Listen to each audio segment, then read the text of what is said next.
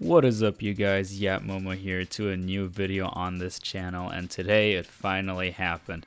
The Sony bells have rung and we finally have Marvel TOKON in our hands, or well, the beta, but still Marvel TOKON playable, ready to be played, and I have some impressions and opinions of mine that I would like to share on the game. Since this is the first time that I've played TOKON, I didn't attend EVO, but I did attend Gamescom and tried out Invincible Versus. But as for TOKON, this was truly my first time. And I have to admit that this game is much better than I expected it to be. So personally, I had my skepticism in terms of gameplay because I was scared it was either too homogenized or a bit too stiff, as in there isn't as much freedom as in other tag fighters.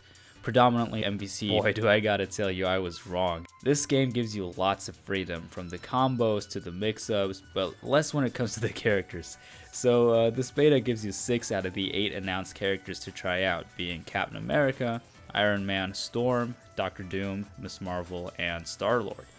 The only 2 that were left out were Spider-Man and Ghost Rider respectively, which is somewhat of a bummer because that leads to you having half of a mirror match every time, and it definitely wears out after some time.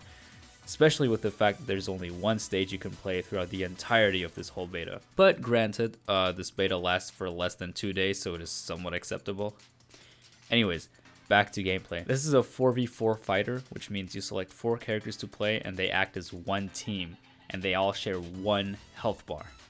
And that definitely is refreshing in terms of team fighters, because most team fighters give every character in your team their own health bar, which definitely drags matches a lot. But here it's super quick, super snappy.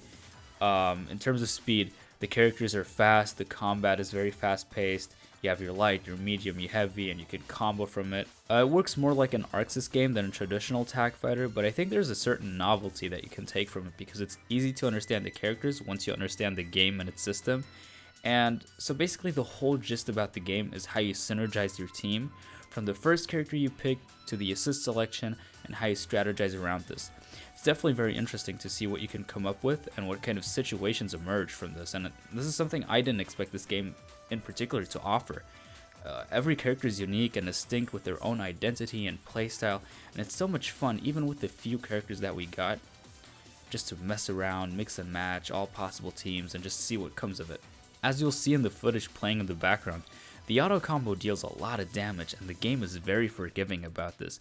And the way the game's assist system works, I'm a bit doubtful from a design perspective because the way you gain your assists kind of incentivizes you to use these auto combos or a throw or a super.